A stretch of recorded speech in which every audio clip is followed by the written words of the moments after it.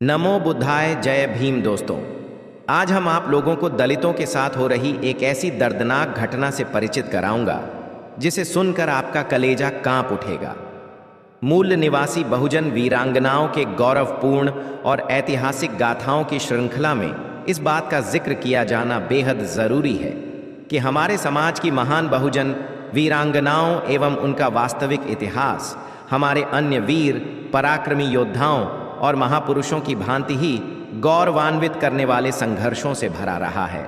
लेकिन हमारे समाज के दूसरे इतिहास पुरुषों की भांति ही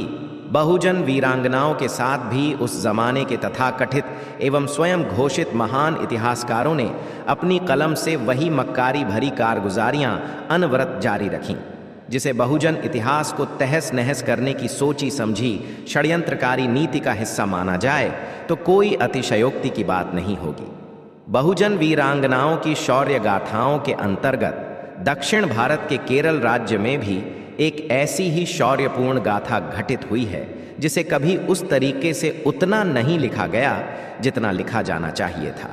केरल राज्य में पाई जाने वाली आदिवासी मूल निवासियों के समूहों की एक कहानी बेहद पुरानी है,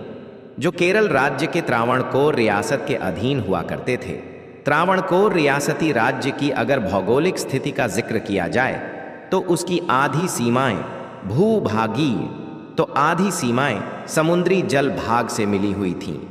त्रावणकोर के विषय में थोड़ा और अधिक प्रकाश डाला जाए तो यह सन 1989 ईस्वी से पूर्व तक एक भारतीय रियासत का दर्जा प्राप्त राज्य ही हुआ करती थी, जिसकी राजगद्दी पहले पद्मानाथपुरम में स्थापित की गई थी, लेकिन इसे किन्हीं कारणवश तिरुवनंतपुरम स्थानांतरित कर पुनर्स्थापित किया गया, जहां से समूचे त्रावणकोर रियासत का राजकीय कामकाज संचालित किया जाने लगा।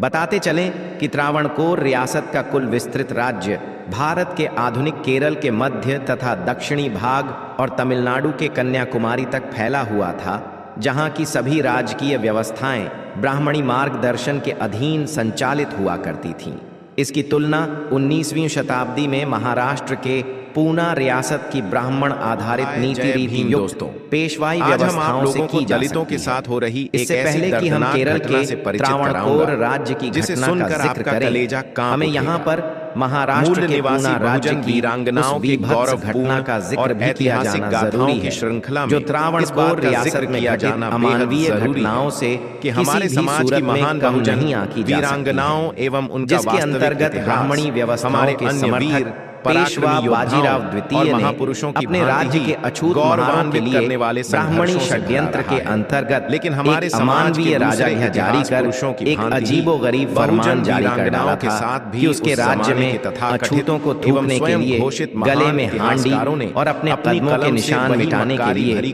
कमर में कांटों भरा झाड़ बांधने होंगे, जिसे बहुजन पूना रियासत के ये काले कानून अमानवीयता की पराकाष्ठा नीति का हिस्सा। इस विषय पर विस्तृत जानकारी प्राप्त करने हेतु पढ़े लेखक की पुस्तक एक चोट शौर्य गाथाओं। कुल मिलाकर कहा जाए तो केरल स्थित त्रावणकोर रियासत में भी जातिवाद की जड़ें उतनी ही गहरी थीं जितनी पेशवाई शासित पूना रियासत के राज्य में हुआ करती थी। केरल की त्रावणकोर रियासत के राज्य की स्थापना मूल निवासियों के 1829 ईस्वी अर्थात जो केरल राज्य के त्रावणकोर रियासत के वहां के तत्कालीन राजा अनियम तिरुनाल मार्तंड वर्मा ने की थी, जिसे आमतौर पर राजा मार्तंड वर्मा कहकर ही संबोधित किया जाता है, जिसने राज्य की स्थापना के समय से ही अनेकों कर सहित अपने राज्य के अधीन आने वाली आदिवासी मूल निवासी महिलाओं पर अमानवीयता और बर्बरता की नियत से भरा हुआ मूलाकार कर लगा दिया, जिसे स्थानीय भाषा में मूलाक्रम तो अंग्रेजी में ब्रेस्ट टैक्स कहा जा सकता है और हिंदी में सन 1829 ईस्वी में त्रावणकोर राज्य की स्थापना के दौरान ही मूल निवासी आदिवासी महिलाओं पर राजा मार्तंड वर्मा द्वारा थोपे गए इस बर्बरता से भरे अमानवीयत से सबसे ज्यादा आदिवासी मूल निवासियों की नाडर, नायर, एडवा और थिया जनजातीय महिलाओं को पीड़ित होना पड़ा, क्योंकि त्रावणकोर राज्य में इन मूल निवासी आदिवासी जनजातियों के लोगों की संख्या अधिक थी।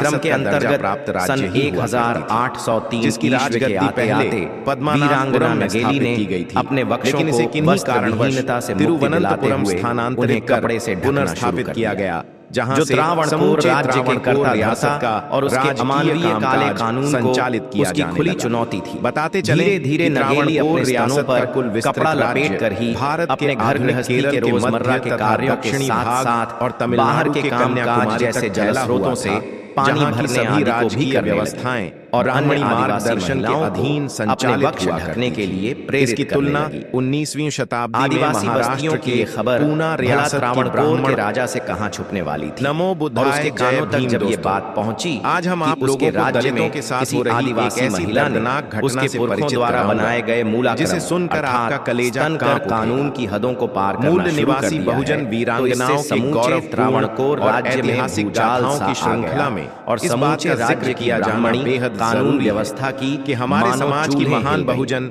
वीरांगनाओं एवं से तिल मिलाए त्रावणकोर रियासत हमारे अन्य वीर राजा ने पराक्रमी अपने राज्य के कर वसूली अधिकारी को संबंधित मामले में करने वाले संघर्षों वसूली करके लाने के आदेश। लेकिन हमारे समाज के दूसरे राजा के कर वसूली अधिकारी वीरांगना नगेली की दहलीज तक उस जमाने के और नगेली और उसके पति को कानून उल्लंघन करने की एवज में लगाए गए स्तन कर को 2 दिन में चुकाने की मोहलत देकर जाते समय ये हिदायत भी दे गए कि आगे से किसी भी आदिवासी महिला ने यदि राज्य के मूलाक्रम कानून से खिलवाड़ करने की कोशिश भी की, बहुजन वीरांगनाओं की शौर्य से ढांका तो उसकी खाल भी दक्षिण भारत के केरल राज्य में मूल निवासी आदिवासी शौर्य में दहशत का माहौल व्याप्त हो गया, जिसे कभी और उस गांव के तरीके से दूसरे उतना आदिवासी नहीं लोगों लिखा में गया ये भय व्याप्त हो गया कि कहीं राजा के बनाए गए राज्य में पाई जाने वाली आदिवासी मूल निवासियों के तो न सिर्फ उन्हें स्तन कर की भारी भरकम रकम चुकानी पड़ेगी, केरल राज्य के त्रावणकोर रियासत के अधीन हुआ करते थे। इससे त्रावणकोर रियासत के पारिवारिक अगर भौगोलिक अपने ही लोगों के मध्य अकेला सा पड़ गया, उसकी आधी लेकिन वीरांगना नगेली ने इस असामान्य और विषम परिस्थितियों में भी हार भाग से मिली हुई थी। अतः उसने मन ही मन के विषय में थोड़ा और अधिक संकल्प डाला जाए तो यह सन स्तन कर चुकाने की 2 दिनों की मोहल्लत समाप्त होने के भारतीय रियासत का रियासत के कर वसूली अधिकारी इस बार अकेले न राजगद्दी पहले लाव लश्कर के साथ राज्य के कानून की तामील कराने की गरज कारणवश नगेली के घर के द्वार एक बार फिर से पुनर्स्थापित किया गया और नगेली व उसके परिवार के सदस्यों से मूलाक्रम नामक स्तन कर चुकाने को कहने जाने लगा। इस पर वीरांगना नगेली कर वसूली अधिकारी को तनिक प्रतीक्षा करने की कहकर अपने घर के अंदर गई और अपने घर के आंगन तमिलनाडु के केले के पेड़ का बड़ा सा पत्ता बिछाकर की सभी राजकीय धारदार ब्राह्मणी मार्गदर्शन की वार में धड़ से अलग कर डाला और अपने कटे हुए स्तन को शताब्दी में वसूली अधिकारी के सामने प्रस्तुत कर दिया। वीरांगना नगेली का लहू लुहान धड़ से अलग बख्श देख कर वसूली अधिकारी और उसके साथ स्तन कर वसूली करने घटना से लाव लश्कर में शामिल लोग सकते में आ गए और वहां से भाग खड़े हुए। खून से लथपथ वीरांगना नगेली गौरवपूर्ण अपने आप को बमुश्किल संभालते हुए राजा के भेजे गए। कर वसूली अधिकारी और उसके लश्कर के सामने बड़ी ही बहादुरी से डटी रही। जो उनके जाने के बाद एकाएक जमीन पर हमारे अन्य कहा जाता है कि वीरांगना नगेली की मृत्यु उसके वक्षस्थल से अधिक रक्त करने वाले के कारण ही हुई रहा है। अतः लेकिन हमारे समाज के दूसरे अमर शहीद बहुजन वीरांगना नगेली की इस वाक्य को दर्शाती हुई एक प्रतिमा केरल के मुलाच्छीपुरम में वहां मूल निवासी आदिवासियों द्वारा अमर शहीद नगेली के सम्मान में स्थापित की गई, जो आज भी वहां मौजूद है। 9% मुलाच्छीपुरम में स्थापित वीरांगना नगेली की ऐतिहासिक प्रतिमा उपरोक्त स्थान पर आने जाने वाले लोगों के सिर आज भी इस बहुजन वीरांगना नगेली के बहादुरी भरी गाथा को सुनकर स्वयं झुक जाते हैं। नगेली की अमर शहादत के बाद जिसे त्रावणकोर राज्य के अमानवीय और काले कानून मूलाक्रम के विरुद्ध आवाज केरल राज्य में पाई जाने वाली और ये आंदोलन मूल जोर निवासियों के समूहों की एक कहानी त्रावणकोर रियासत में जो केरल राज्य के त्रावणकोर रियासत के तो उपरोक्त मूलाक्रम कहे जाने वाले स्तन कर कानून को अंग्रेज गवर्नर चार्ल्स ट्रेवेलियन ने मार्तंड वर्मा के द्वारा सन 1829 ईस्वी में बनाए गए अमानवीय और काले कानून को इतिहास के स्वर्णिम अक्षरों में लिखी जाने वाली तारीख 26 जुलाई सन 1559 ईस्वी को अंग्रेजी हुकूमत के आदेशों में तो हमेशा के ललित काला कानून जो अब सवर्ण पुरुषों के लिए एक वरदान बन गया था, इतनी आसानी से खत्म होने वाला नहीं था। अतः सवर्ण बाहुल्य इलाके में जहां से यह क्रूर कानून एक प्रथा के रूप में सन 1924 ईस्वी तक लगातार अस्तित्व में देखा गया और सन 1965 ईस्वी के आते